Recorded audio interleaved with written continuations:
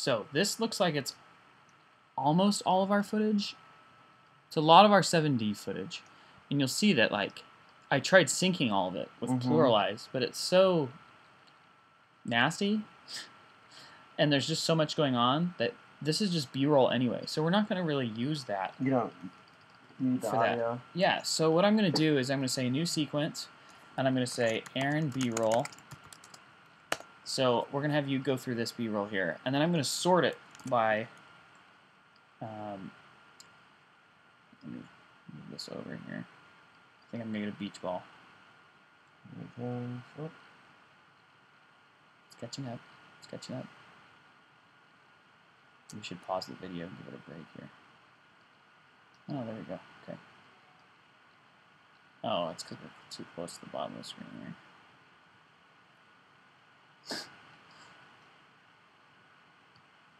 Let's see if I can fix it off screen and bring it back over. There we go. Alright, so what I'll do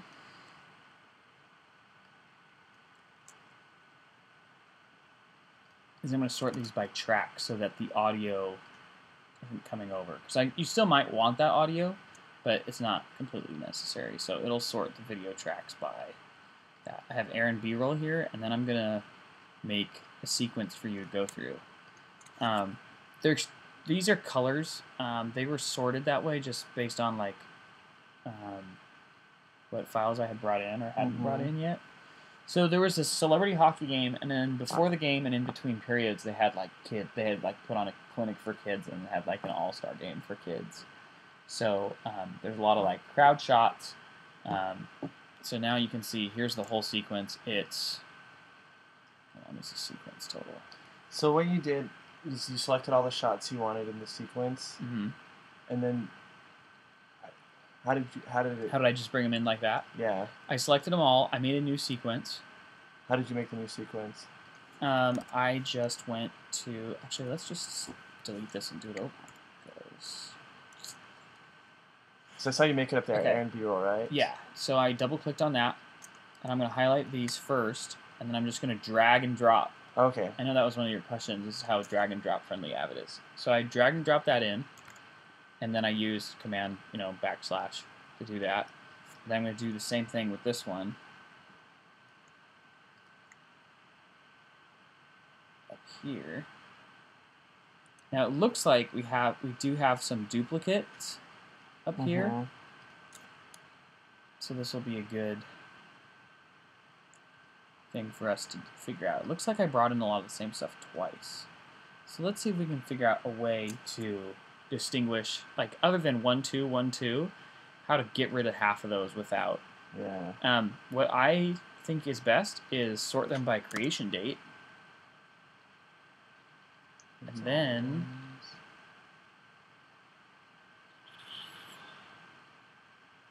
okay. The problem is we still have some that are like meddled in there with it. So if we went like this and that would kind of take a little while. And then if there's a better way to do it. It might not be.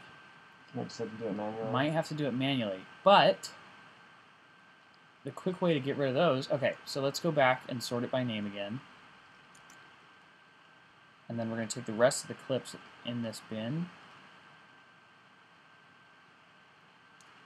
and say chunk, right? Now this is the overwrite tool. So if it's like Final Cut, again, where you have overwrite and insert. And so the overwrite tool is expanding your sequence to go however long, and if we dragged it over this, it would have deleted that stuff. It would just, Okay, so we know that there's duplicates in here, so we're going to use our sequence tools, and we're going to say dupe detection. Oh, cool. And now you'll see all the ones that are in there twice by these colors that are on here.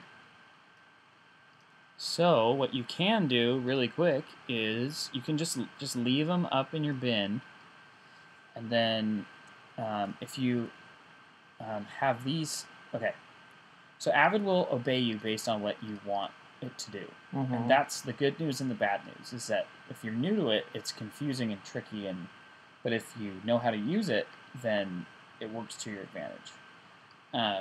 one of the shortcuts that I use a lot is T, and what T does is it makes an in and out point of the clip that you're on, depending on which one of these tracks are highlighted. So you can see there, it only highlighted the video track. Same with there, because that's what I have done here.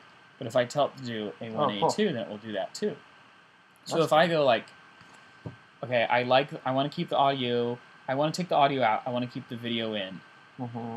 What you would do is you would use Z, which is lift, and it will just take that out. But it will only do that because I have video 1 deselected, right?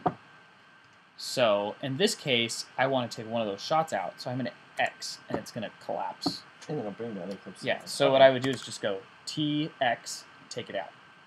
And then same with this one, TX, and it's gone. That's good. And then I would just...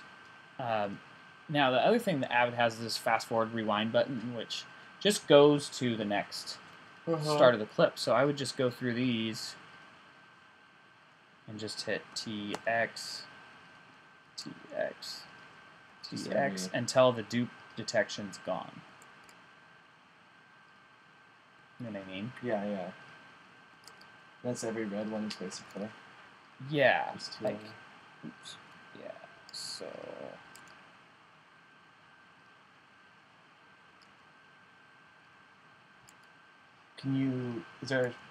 Is it like using the up and like hitting this on Final Cut? Yes, it's like hitting that on Final Cut. Well, the only difference is that if you're doing up and down, you see it doesn't do anything here. Yeah. Because you're going to use left and right will obviously go between frames, and you can see like where this clip ends. This is the out point of that clip.